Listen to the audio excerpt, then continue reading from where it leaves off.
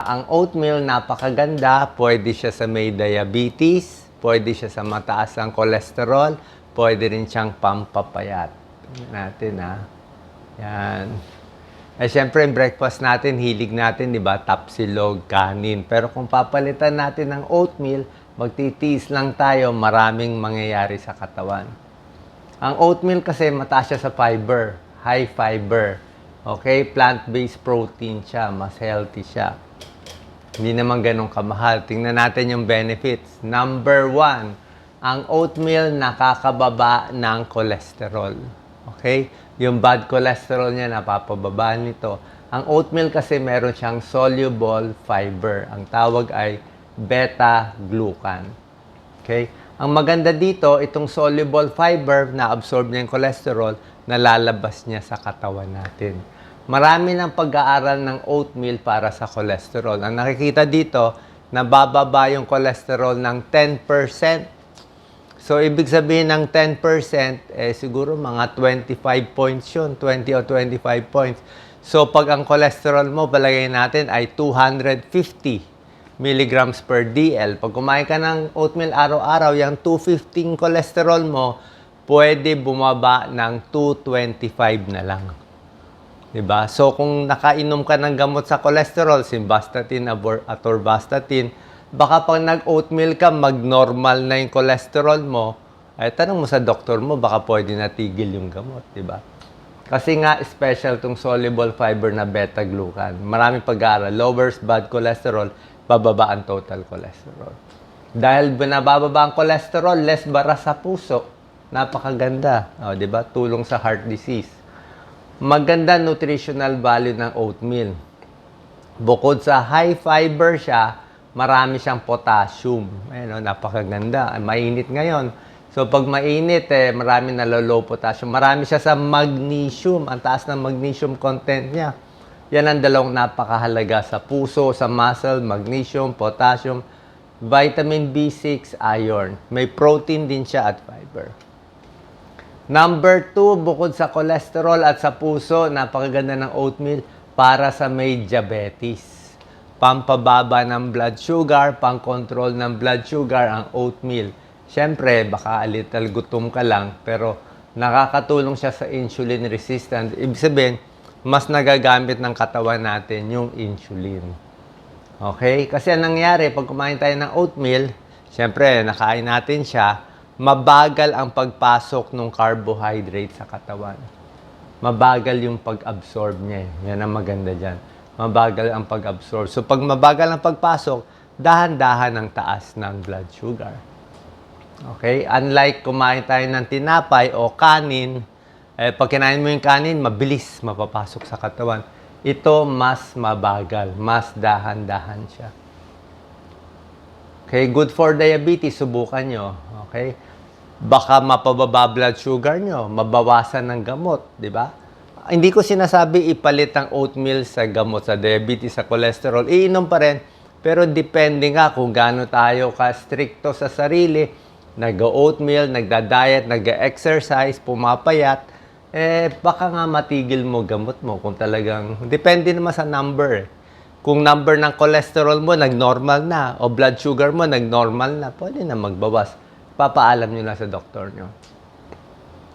Sintomas ng diabetes at insulin resistance, laging pagod kung mataas ang blood sugar, ihi ng ihi kung mataas ang blood sugar, ayan, laging gutom, naghahanap ng matamis, di ba? Naghahanap ng maalat, namamanhid ang kamay paa, tapos pag matagal na yung diabetes, ayan, parang nangingitim na dito sa leeg, dumadami skin tags. So, it helps control blood sugar, ang oatmeal. So, cholesterol, diabetes, maganda rin sa tiyan. Problema sa tiyan. Constipated, makulo ang tiyan, irritable bowel, pwede ang oatmeal. Okay? Gusto natin ng good bacteria. Maganda rin niya sa mga good bacteria sa tiyan natin ang oatmeal. Ano signs na healthy ang tiyan natin? Regular ang bowel movement. Sa oatmeal, magiging mas regular ang bowel movement natin. Kasi nga high fiber siya. Ang sikreto lang dito, Pagkakain ka ng oatmeal, para gumanda ang dumi mo, kailangan sasabayan mo ng maraming tubig. At least 8 to 10 glasses of water.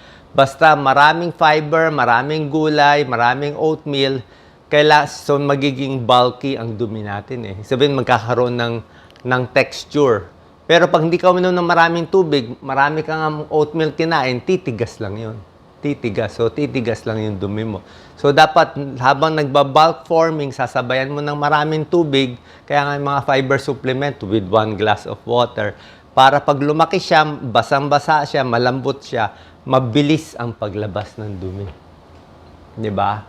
Kung walang fiber ang kinakain natin, puro tayo kanin at karne, mangyari, walang body yung dumi natin, payat na payat, titigas, at medyo mahirapan tayo dumumi, magkakaalmoranas pa. So, regular bowel movement, gulay, at oatmeal. More energy, napakaganda. Sa tiyan, sa mental health, actually, pag maganda daw ang tiyan natin, maganda rin pag-iisip natin. Connected din yan. At regular yung oras ng pagdumi. Yan. Less stress pa tayo. Yung mga may irritable bowel syndrome, tulad ko, yan, makulo ang tiyan, masakit ang tiyan, mahilab ang tiyan. Subukan nyo unti-unti itong oatmeal. Kasi meron siyang good fiber. Kung ayaw nyo ng oatmeal, yung mga green leafy vegetables, pwede rin. Pero itong oatmeal kasi, medyo parang sakto yung fiber niya, pang cholesterol talaga.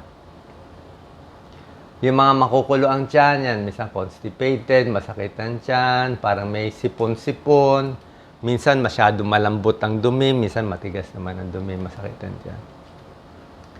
Ang oatmeal, posible makatulong din sa utak. Bakit maganda sa utak? May vitamin E siya, meron siyang magnesium, may zinc, may phosphorus. Maganda rin yung pagpasok ng energy. Possible makabawas sa depression. Okay, maganda kasing carbohydrates ng oatmeal. Hindi naman proven, pero parang maganda rin siya. Good source of protein, pampalakas, healthy protein, di ba? Wala naman taba to eh. 10 grams of protein, meron yan. Lalagyan mo pa ng konting prutas. Katulad yan, saging, mas healthy pa. High potassium na nga yung oatmeal, high potassium pa ang saging. Ito ang gusto natin. Bukod sa cholesterol, diabetes, maganda sa tiyan, pampapayat ang oatmeal. Diba? Sabi nga na iba, pag kumain siya ng oatmeal, gutom sila. Okay lang gutom. Gusto natin magpapayat, laging gutom. Diba? Gutom konti sa umaga, konting tiis, gutom sa tanghali, gutom sa gabi. Kasi nga, sanay yung tiyan mo kumain ng marami, nagbawas ka ng kain. So, magugutom ka initially. Pero pag nasanay na yung tiyan mo sa konting kanin, pag sinanay mo na 1 linggo na medyo gutom, makikita nyo, sanay na yung tiyan ko sa half cup o 1 cup rice lang. Pag ginawa ko ng 2 cup rice, bondat na ako. Kasi lumilit yung tiyan eh. Mas kaya mo na sa mas konti. So, mas busog ka sa oatmeal. Good source of fiber kasi yung fiber maganda sa digestion. Pag mas busog ka sa oatmeal, mas hindi ka kakain. Yan. Meron pang mga ibang pagkain na pampabusog din ha. Apple, pampabusog. Diet din yan. Avocado, yan no. Mga strawberry, pwede rin yan. Munggo, gulay, busog din. Itlog, busog ka rin sa itlog. Diba? Huwag lang masyadong mamantika. Number 8, pampapayat. Ayan o, lose weight. Yan ang gusto natin na pampasexy. Oats, may beta-glucan. Maganda sa blood sugar. Pampababa ng cholesterol. Pampapayat. May pag-aaral nga, pumayat ng mga 20 pounds eh. Tapos yung oatmeal, sasabayan mo ng saging. Ang saging, pampapayat din. Yan o. May beta-glucan ang oatmeal na nagpapabusog sa atin. Meron siyang peptide, special peptide, nagpapabusog. Sa balat, pwede rin naman sa balat, pero sa balat, oatmeal face mask. Eh. Kung may napapanood kayo sa mga videos, yung mga pampaganda, yung oatmeal, iba't ibang halo, nilalagyan ng honey, ini-init, minsan nilalagyan ng parang konting lemon, tapos dinudurog, mina-microwave, nilalagay sa mukha, mga 10 minutes, tinatanggal dahan-dahan. Pagtanggal mo, malambot na kasi napipil niya yung mga dead skin eh. So, merong style ng oatmeal face mask. May other uses pa siya bukod sa kinakain. Ano lang ang side effect? Okay? Siyempre, high fiber siya. Kung bago ka lang dito, hindi ka sanay sa high fiber, puro kakanin at fried chicken lang. Nag-high fiber ka bigla, baka lang mabigla yung tiyan mo. Dahan-dahan. Baka mag-bloating, magkabag, mahangin ng tiyan, baka magtae ka lang konti. Sa una. Okay? Pero otherwise, wala naman dapat malaking side effect. Maraming klaseng oatmeal, tingnan nyo na lang, instant oatmeal, ibang oatmeal. Actually, maraming mas magandang oatmeal. Yung instant oatmeal, pwede na rin naman, pero titignan nyo pa rin. May ibang oatmeal kasi marami nang hinalong pampatamis. O baka may chocolate pa, may ano pang kung ano hinahalo. Baka hindi rin ganun ka-healthy. So, pili tayo na mas healthy na oatmeal. Okay?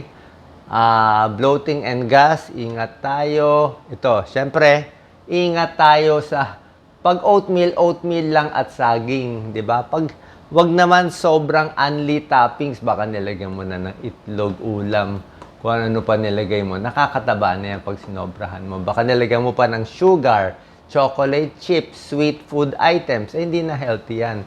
'Di ba? Oatmeal, konting gatas, konting saging, konting strawberry, konting apple, yan po healthy.